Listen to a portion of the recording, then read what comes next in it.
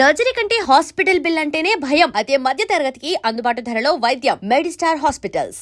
Hi hello నమస్తే, నేను మీ anchor Shiva. Welcome to iDream Media. ఈరోజు మన ముందున్న గెస్ట్ జబర్దస్త్ వెంకీ మంకీ ఈరోజు మనతో ఉన్నారు. దాంతో మాట్లాడి, అంటే నేను ఎప్పటి నుంచో ట్రై చేశాను అనమాట.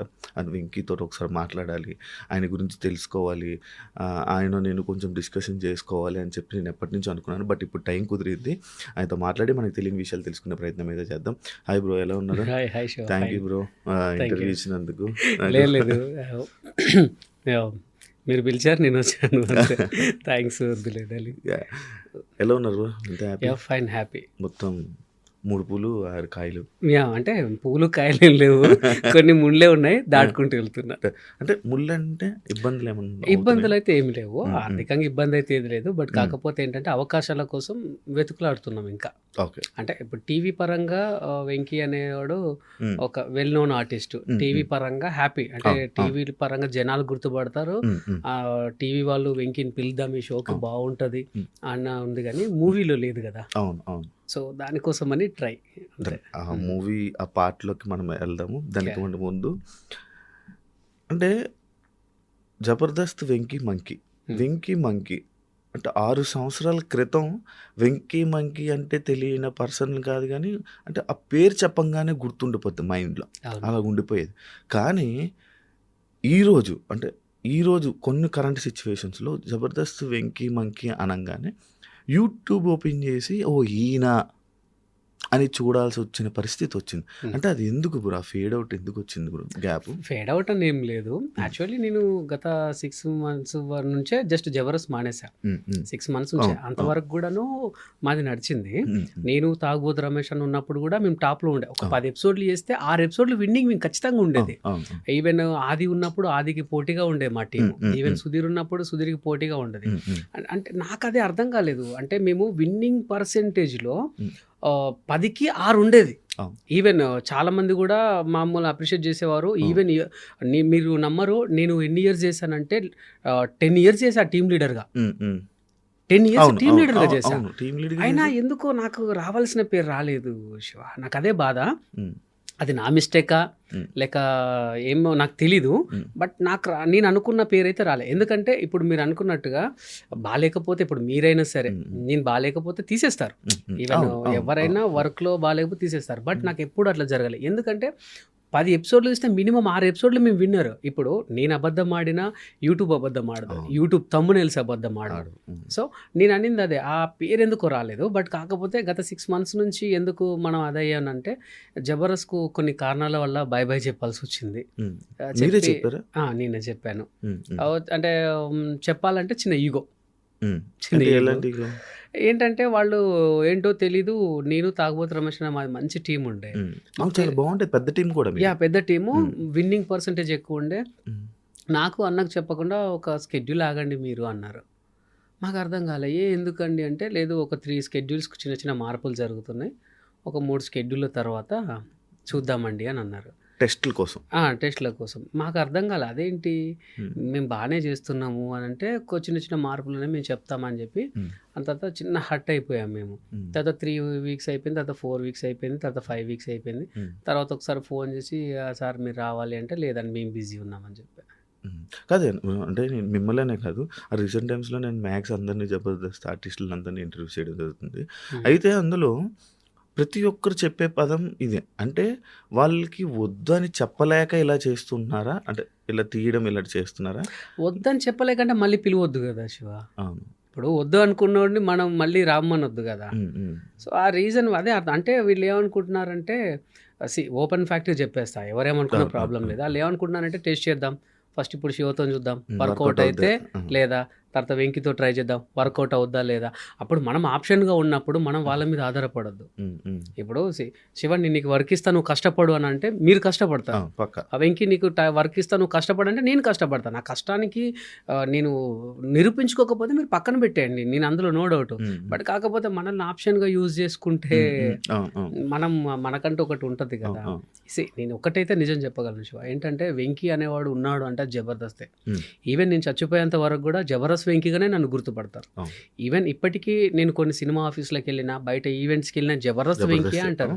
నాకు ఫుడ్ పెట్టింది మల్లెమాల శ్యాంప్రసాద్ రెడ్డి గారు, నాకు పేరు తీసుకొచ్చింది జబర్దస్త్. నేను దాన్ని ఎప్పుడు కుదలను, దాని మీద బ్యాడ్ అని కాదు, కానీ కొంతమంది వచ్చేసరికి ఈ ప్రాబ్లం ఏర్పడింది శివ. అంటే అక్కడ అంటే లైక్ నార్మల్గా వీళ్ళకి ఇంత స్పేస్ ఉండాలి, ఇంత ప్రజెన్స్ స్పేసు అని కొన్ని ఉండాలి. అంటే వీళ్ళకి ఎందుకు అంటే ఇప్పుడు ఇప్పుడు ఒక ఆర్టిస్ట్ వచ్చారు, ఒక జబర్దస్త్కి ఫర్ ఎగ్జాంపుల్ ఎవరో వచ్చారు, ఆయనకి మంచిగా ఉంది, ఫేమ్ వస్తుంది, బాగా వస్తుంది, రేటింగ్ వస్తుంది, జనాలు ఎక్కువ మాట్లాడుకుంటున్నారు.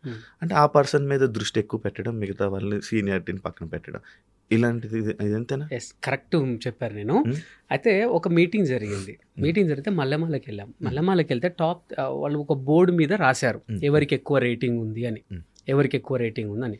టాప్ 1లో ఒక పేరు ఉంది, టాప్ 2లో ఇంకో పేరుంది, టాప్ 3లో మా పేరుంది. మా తర్వాత మిగతా టీమ్స్ ఉన్నాయి. ఇదిగో మీకు ఇండివిజువల్ టీమ్స్ అని చెప్పి అందరు చెప్పారు, ఇదిగో మీ రేటింగ్ ఇది, మీ ఇండివిజువల్ రేటింగ్ ఇది. ఇండివిజువల్ రేటింగ్ కూడా మనకి ఇస్తారు. సో అవన్నీ పెట్టారు. మేము అనుకున్నాం వెరీ గుడ్, టాప్ 3లోనే ఉన్నాం కదా, ఇంకే హ్యాపీ, రేటింగ్ బాగుంది, ఇండివిజువల్గా ఉంది అనుకునేసరికి ఆ తెల్లారే మా టీం లేదు. ఇప్పుడు జనాలు రికగ్నైజేషన్ మేము హర్ట్ అయింది అదే. నేను తాగుబోతు రమేష్ అన్న హర్ట్ అయింది అదే. మేము చాలా హర్ట్ అయ్యాము. ఎందుకంటే మీరు అనుకున్నట్టుగా మాది కింద రాసినా బాగుండేమో అందరికన్నా. వాళ్ళు ఫస్ట్ అనుకున్నప్పుడే తీసి కింద రాసి ఇదిగో మీది ఇదిరా అంటే ఇట్లా చూసుకొని ఒరే మనం మనకంత లేదేమో అనుకునే వాళ్ళము. వాళ్ళు మేము కూర్చున్నప్పుడు ప్రతి ఒక్కరికి ఎక్స్ప్లెయిన్ చేసి ఇగో ఇది ఇది ఇది అని చేసి మమ్మల్ని చెప్పకుండా ఒక 3 వారాలు ఆగండి అంటే కొంచెం బాధ అనిపించి ఒకటే అనుకున్నాము, మనం ఎవరికి ఆప్షన్ అవ్వద్దు. ఇప్పుడు నా దగ్గర టాలెంట్ లేకపోతే మీరు ఇన్ని రోజులు నన్ను భరించకపోదురు, మరి ఇప్పుడు ఎందుకు నేను వెగటయ్యానో నాకు అర్థం కాలేదు. సో కావచ్చులే ఇప్పుడు, ఎందుకంటే మీరు అన్నట్టుగా కొత్త నీరు రావాలి, పాత నీరు పోవాలి. వెంకీ కాకపోతే వాడి తాత వస్తాడు కావచ్చు, వాడు ఎవడో వస్తాడు అంటే మంచివాడు వస్తాడు కావచ్చు అని అనుకోవచ్చు మీరు.